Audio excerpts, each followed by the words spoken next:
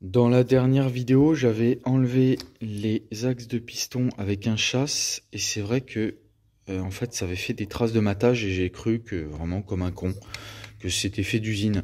Alors que c'est moi qui venais de les faire. Donc après j'ai arrêté les axes de piston en faisant des matages comme ça. Donc ça fonctionne.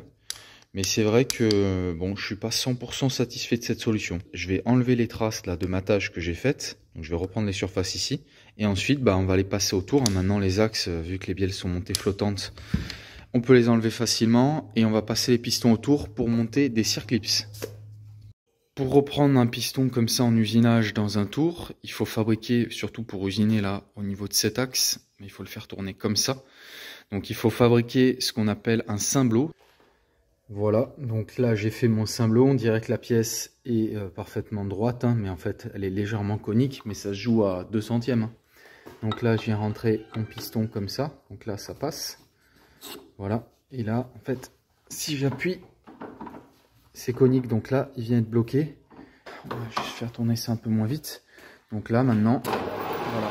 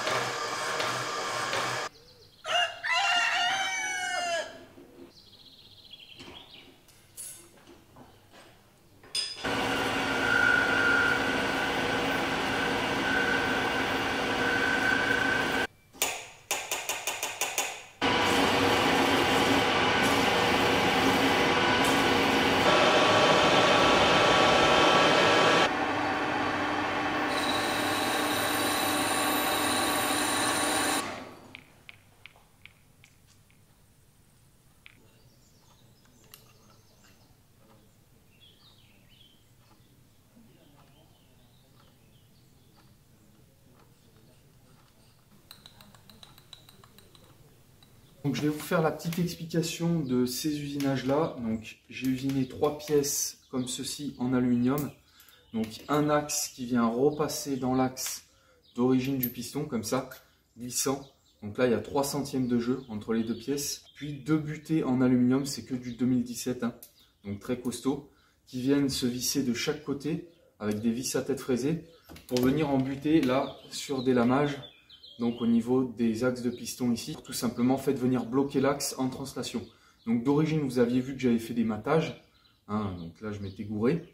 Ensuite je voulais mettre des circlips et j'avais pas assez de longueur ici au niveau du piston, de surlongueur, pour que l'axe puisse avoir quand même un léger jeu et que je puisse avoir assez de matière pour que la butée du circlips soit résistante. Donc là maintenant on a un axe qui est bien glissant au niveau des bielles comme ça. Ensuite, on peut venir mettre donc, notre axe de piston, s'il veut bien rentrer, voilà, comme ceci. Alors là, maintenant, il y a un mouvement de partout, c'est-à-dire que l'axe peut tourner sur lui-même et au niveau du piston, sur le piston. Donc en fait, avec les vibrations, il va faire que tourner. Et ensuite, on vient le bloquer en translation avec cet axe-ci en aluminium et puis les 2 butées qui viennent se visser de chaque côté. Donc là, je viens visser mes butées de chaque côté comme ça. Et puis, il reste du jeu, là, en translation, il y a 1/10 de jeu comme ça. Et là, maintenant, ça peut tourner dans tous les sens, l'axe sur lui-même, les butées, enfin bref. Tout va être bien graissé dans le moteur, donc il n'y a aucun souci. Et voilà, ça fait un assemblage un peu différent, j'avais jamais vu ça. Je voulais vraiment garder les pistons d'origine, c'est pour ça que j'ai usiné toutes ces pièces-là. Au niveau des bielles, donc ça c'est une bielle, j'avais oublié de faire le trou de graissage. Donc je vais réparer cette erreur tout de suite. Bon, je vais vous montrer aussi au passage ce que je fais dans l'atelier, puisque là je voulais prendre une pièce avec des mordous. Donc là j'ai trouvé ça, c'est de l'aluminium, donc une pièce en mordou, ça veut dire là les mords ils sont en acier, c'est un étau en acier, donc quand on vient serrer une pièce, ça marque. En plus c'est strié pour vraiment venir saisir les pièces assez bien. Donc là venir mettre des mordous, ça permet par exemple de venir mettre une bielle ici sans l'abîmer. Cet étau là, ça fait 15 ans que je l'utilise, il marche encore très très bien. C'est un étau en acier, c'est pas de la fonte. J'aimerais bien lui offrir une petite seconde jeunesse, il le mérite.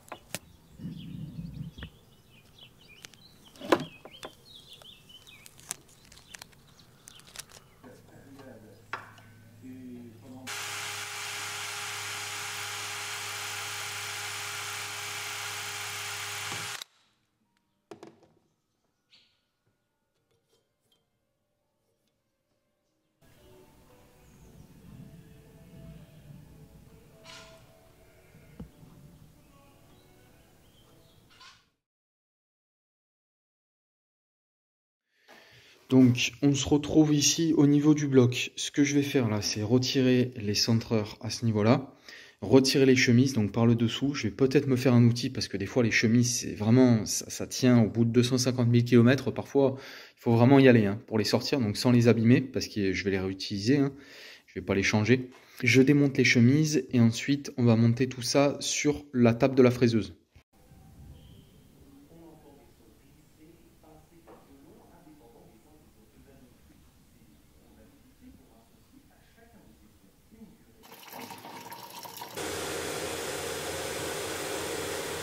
Donc j'en suis là avec mes chemises, donc voilà comment ça rend maintenant, il n'y a plus de rouille, bon il reste quand même, ça a un petit peu attaqué la matière, mais il n'y a aucun problème, au niveau des portées de joint il n'y a pas de souci.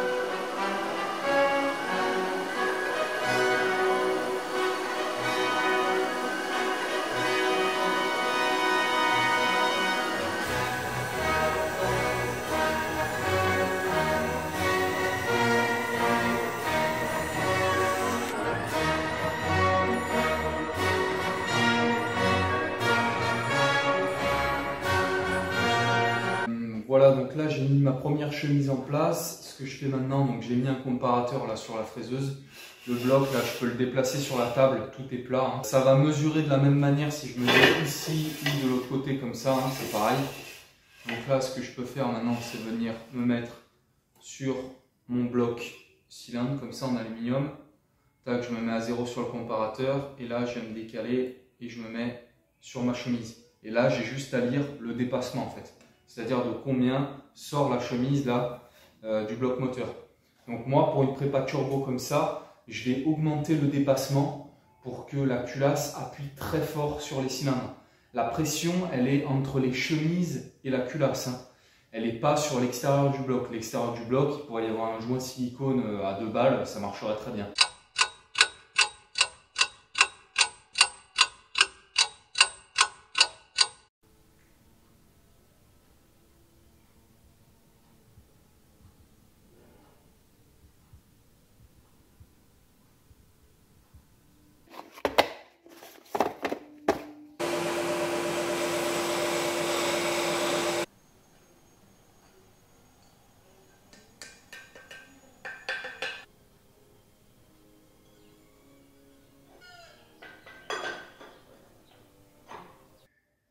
Voilà, donc, tous les pistons sont montés avec leur chemise. Là, ce que je vais faire, c'est retourner le bloc.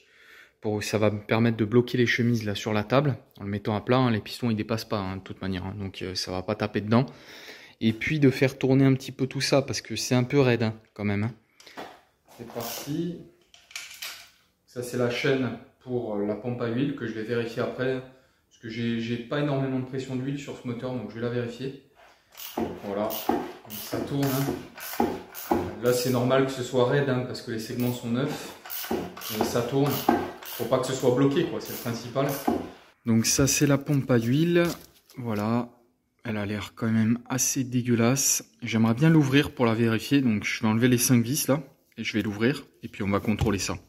Hop, voilà la bête. Alors le ressort, ça c'est pour le clapet de décharge, donc il doit être juste ici.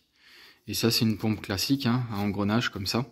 Donc là, ce que je vais faire à cette étape-ci, déjà, c'est de venir reprendre cette surface-ci au marbre avec un papier très fin, puisque là, le jeu en latéral en fait du pignon, il vient directement frotter ici. Donc ça fait des petites marques, il peut y avoir des fuites de pression. Donc là, je vais venir reprendre cette surface-là au marbre, au papier, tout simplement. Ça, c'est du 800. Bon, voilà, j'ai nettoyé la partie crépine, pour enlever toutes les impuretés, qu'elle puisse bien aspirer librement l'huile. Donc là j'ai repris la surface ici au marbre. Donc là vous pouvez voir que c'est parfaitement lisse, les rayures ont quasiment disparu, il reste une très petite ici. Mais ça ira mieux, hein, il y aura moins de fuite. Et puis maintenant ce que je vais faire, bon là j'aurais pu me la péter et faire une belle petite pièce autour à métaux. Mais ces rondelles feront largement l'affaire puisqu'elles rentrent parfaitement. Mon but c'est de faire une petite cale pour augmenter la pression sur le ressort. Donc pour qu'il soit plus comprimé, augmenter la pression d'huile. Donc là j'ai pas fait de calcul, je le fais un petit peu à l'instant. Donc là il y a 2,5 mm de rondelles. J'ai juste à mettre ça au fond, au niveau du logement du ressort. Voilà. Elle rentre vraiment parfaitement. Donc là pas besoin de s'embêter. Et puis là, le ressort va être un poil plus comprimé. Donc, on va appuyer un petit peu plus fort sur le piston. Ça va augmenter légèrement ma pression d'huile. Voilà, donc tout est quasiment terminé de remonter. Là, pour la partie bas moteur en tout cas, la pompe à huile est en place. Alors, le dernier truc que je vais modifier, c'est le carter. Puisque j'avais fait un retour d'huile ici directement pour le retour du turbo. Donc, que j'avais rajouté. Et puis, j'étais venu finalement directement sur le bloc, puisqu'il y avait un emplacement. Donc ça, il faut que je l'enlève et que je ressoude quelque chose, un bouchon, n'importe quoi.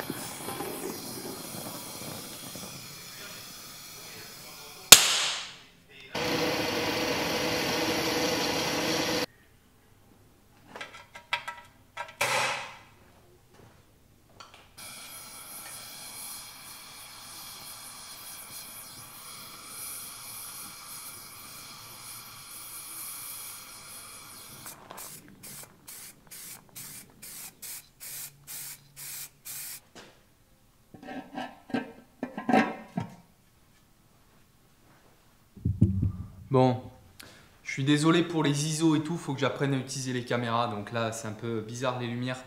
Mais c'est pas grave, on s'en fout. Le moteur c'est bon, là j'ai rebrasé un bouchon en fait tout simplement ici pour conserver le carter d'origine. Donc où est-ce que j'en suis avec ce moteur? Là en fait ce qui se passe c'est qu'il faut que j'amène tout ça à la voiture. Donc c'est à 100 mètres on va dire. Donc je vais ramener le Fenwick. Vu que je dois tout porter tout seul, je vais mettre le moteur sur le Fenwick, ramener ça à la voiture et ensuite on finira l'assemblage avec la culasse directement à côté de la voiture en fait sur la chèvre.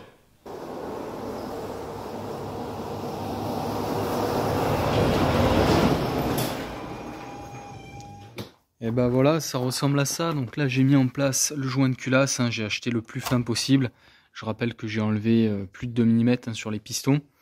Au tour à métaux ou à la fraiseuse, ouais. La culasse, elle était en super état. J'avais déjà rodé les soupapes. Hein. Ça fait un peu la 15e fois que je démonte ce moteur. Donc là, il y a des endroits qui ont été un peu attaqués par la corrosion, mais c'est pas grave. Hein. Les surfaces de joints sont propres. Donc la culasse, je crois que j'ai enlevé 2-3 dixièmes dessus. Voilà, elle est bien. Et ben écoutez, il n'y a plus qu'à remonter ça. Je vais serrer tout. Et puis là, je peux vous dire que ça va être du très costaud. Voilà, je vais pouvoir envoyer la sauce. Et puis je continue. Hein. Là, je pense que honnêtement, je vais tout remonter. On s'en fout un peu. Il y a déjà 150 000 vidéos là où on voit tous les détails des remontages. Donc on se reprend quand je suis en train de remettre le bloc dans la voiture, je pense. Hein. Voilà, je suis actuellement en train de tout remonter. Je vous montre simplement, je change les cardans. Hein. Je mets des neufs parce que à 500 grammes de pression de turbo, ça claquait très très fort. Et à 1 bar, j'ai l'impression d'avoir un marteau piqueur dans la voiture. Donc cardan neuf, voilà, ce sera bien mérité pour la Titine.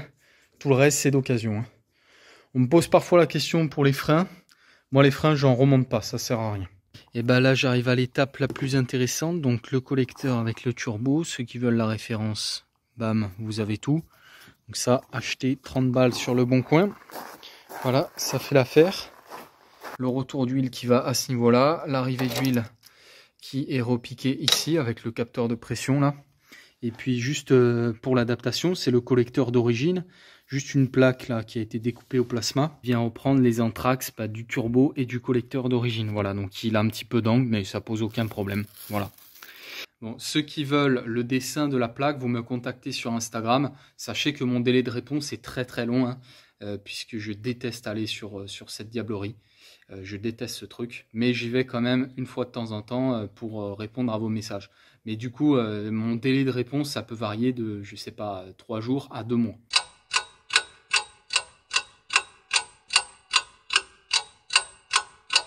Il n'y a rien à montrer. C'est du remontage. Salutations. Première passe, 60 newtons. Donc écrou en inox. Là, tu commences par le milieu, ensuite tu diagonalises vers les extérieurs. Moi je fais diagonale toujours. Ok.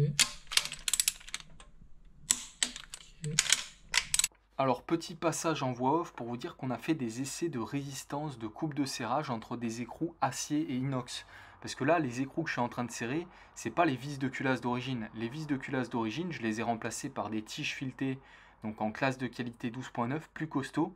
Et je me demandais si les écrous standards du commerce réussiraient à tenir en fait le coupe de serrage que je voulais leur mettre, c'est-à-dire 80 newtons. Donc j'ai soudé comme ça des écrous pour maintenir un bout de tige dans un étau. Et puis on a fait des essais en graissant les pas de vis pour comparer, voir si un écrou en inox tenait plus de couple qu'un écrou en acier à ferrer les bœufs. Le truc, c'est qu'on n'a même pas réussi à aller jusqu'à l'échec des écrous au moment auquel les filetages allaient foirer. Là, je suis à 140 newtons, il y a une force de malade sur les écrous et impossible de les foirer. C'est-à-dire que la tige filetée finit par tourner dans les morts de l'étau, même s'ils sont super bien serrés, puisqu'il y a trop de force. Donc bon, en fait ça suffit largement, pas besoin d'écrous longs. Ma question c'est est-ce qu'il faut des écrous longs, est-ce qu'il faut des écrous spécifiques? Non, des écrous standards du commerce en M10 tiennent largement 80 ou 100 newtons de couple. C'est parti, tout est installé, réservoir tampon, admission pour l'instant sans le turbo, mais là c'est juste pour redémarrer. Voilà, on va voir ce que ça donne. On va voir ce que ça donne. De toute façon, ouais. Ah, la pompe. J'ai pas branché la pompe. Point mort. Voilà.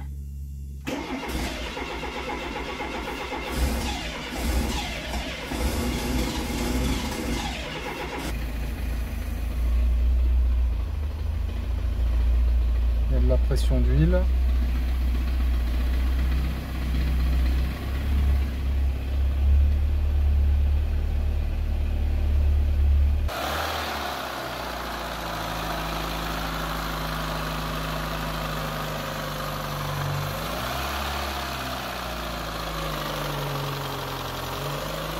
Voilà. Je vais vous montrer un petit peu comment ça rend là les premiers mètres. Voilà, la lambda.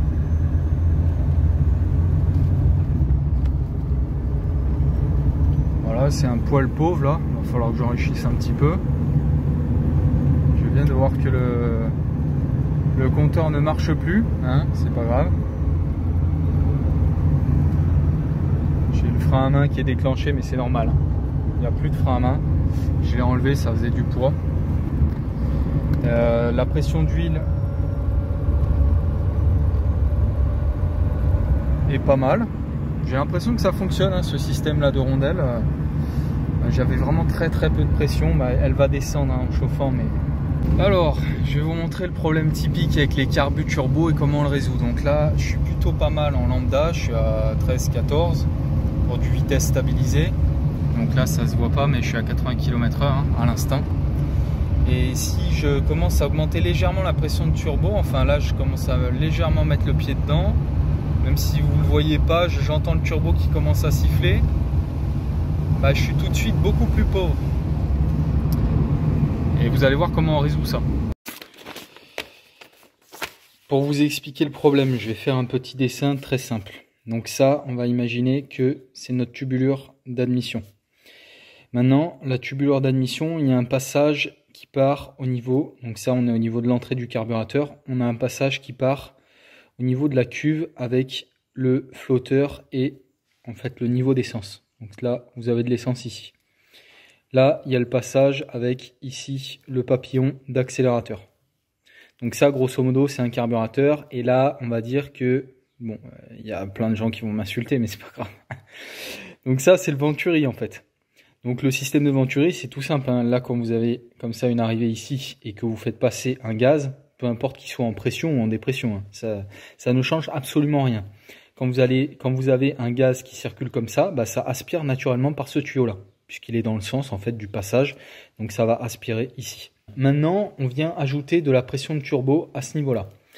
Ce qui se passe, c'est que là, il faut que la pression elle soit égale au niveau de l'admission et au niveau de la cuve du carburateur. Sinon, l'essence n'arrivera jamais à remonter ici et le moteur va être trop pauvre. En fait, le souci, c'est quoi? C'est que la taille du conduit qui va jusqu'au niveau de la cuve et la taille de l'admission, c'est pas du tout identique. Donc, ce qui se passe, c'est qu'il y a des pertes de charge. En gros, sur toute la pression qui arrive ici, il y en a un petit peu qui arrive à rentrer là.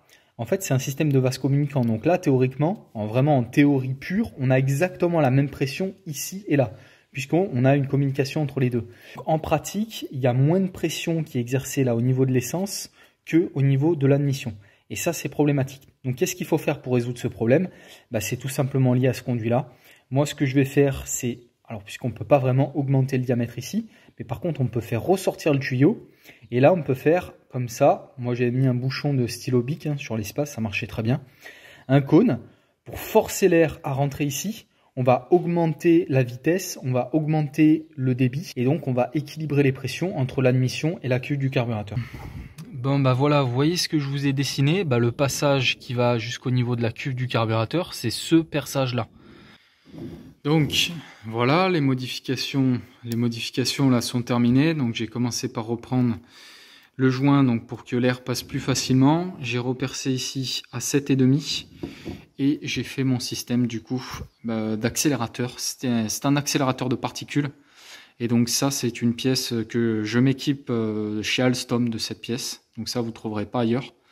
Donc là, maintenant, simplement, bah là, j'ai mon tuyau qui sort comme ça. Hop, je vais venir le guider. Voilà, comme ça, directement. Là, je vais remettre mon couvercle. Donc si je vais être plutôt à 12 de taux, il faudrait plutôt que je me mette vers le haut comme ça, parce que les gaz, ils vont arriver vers le haut. Si je veux plutôt être à 13, 14, en rapport au niveau de la lambda, voilà, plutôt comme ça. Là, je serai à 13, là, 12 en haut. Allez, j'ai tout remonté. C'est parti pour l'essai. Ça démarre au quart.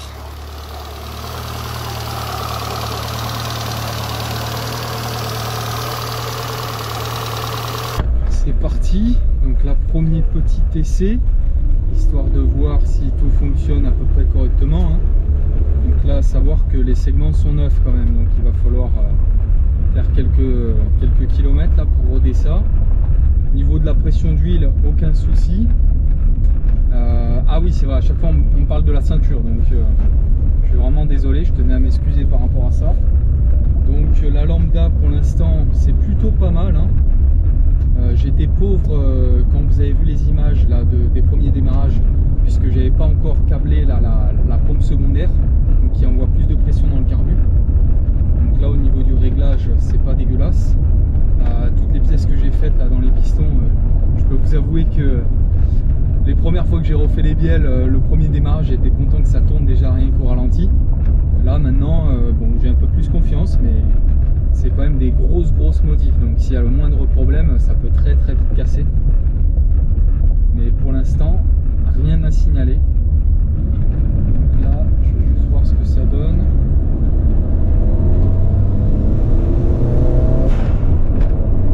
Je monte à 500 grammes.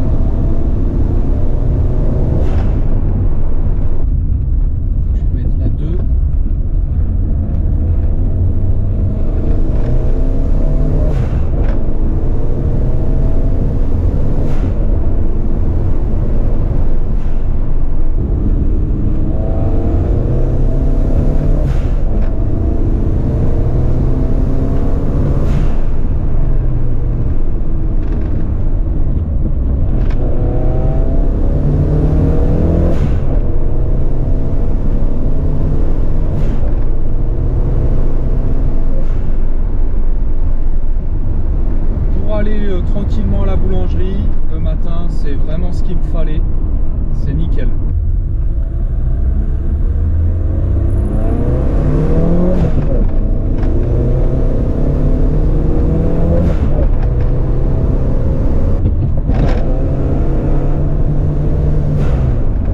Ah. Je suis en panne, ça fait chier. Donc là, on va arriver à une étape très importante, c'est-à-dire que là, je vais m'ouvrir une petite bud pour continuer parce que ça ne marche pas et je vais reprendre toute l'admission, je vais changer tout le système là. Donc un petit peu de réconfort, on va pas commencer à s'enculer la vie, hein, comme on dit. Voilà. Donc je vous reprends là dans 30 secondes.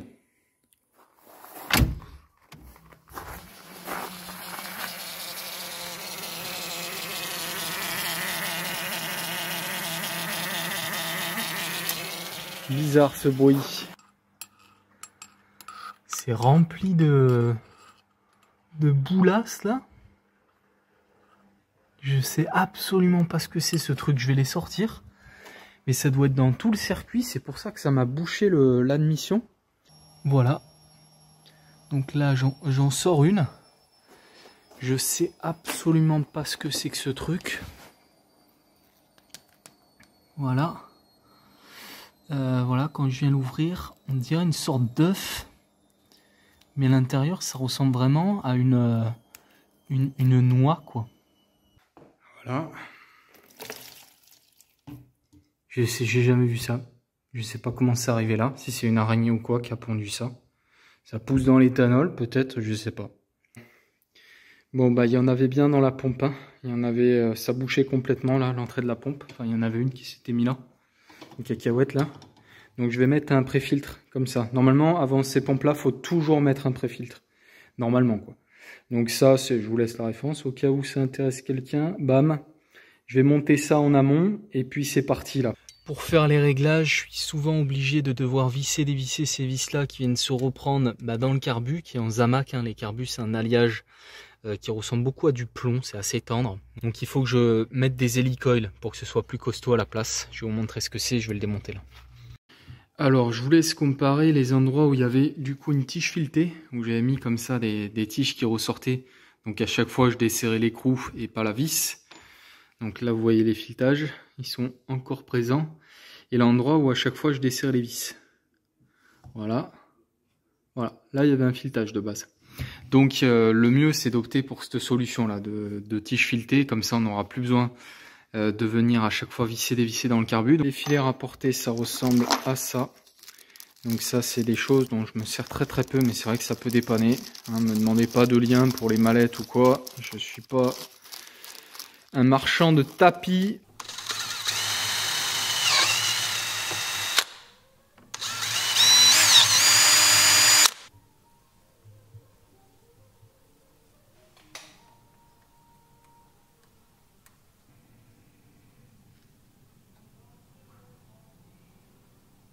Là, je les colle vraiment bien costaud parce que j'ai toute la pression de turbo qui tire les tiges filetées vers le haut. Donc, il faut que ce soit bien résistant.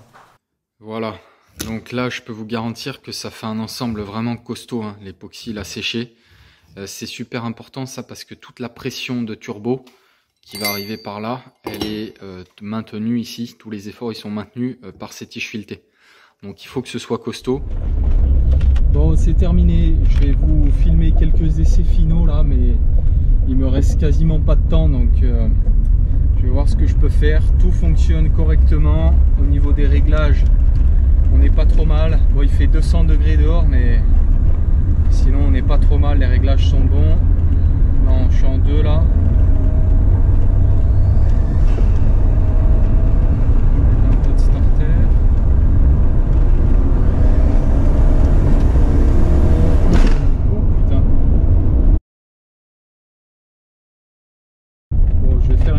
Accélération en 2 histoire de voir à peu près déjà les réglages. C'est parti.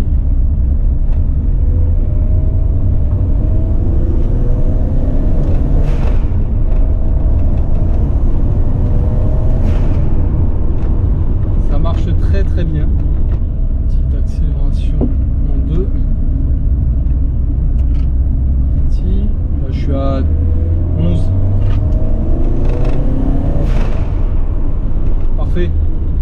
Les réglages sont nickel. Voilà, je vais plus toucher à rien. Avec un carbu, hein, à chaque fois que je parle de mes réglages, j'ai toujours quelques personnes quoi, qui vont t'expliquer que non, il faut être entre 11,5 et 12,675 avec un carbu, et dépendant de plein de choses. Donc il faut jouer en fait sur une grosse moyenne et bien avoir foi en sa mécanique, et puis le reste suit quoi.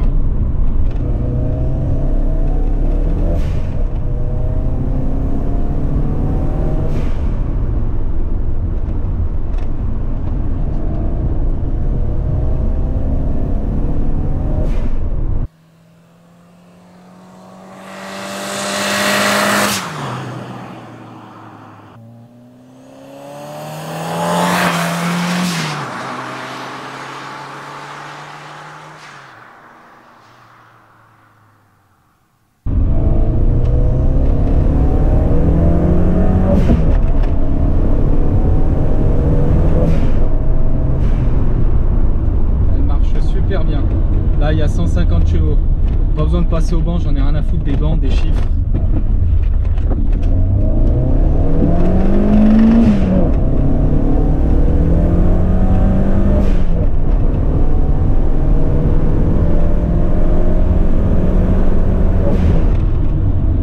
Il marche super bien. Je vous dis à bientôt. À bientôt, bon dimanche.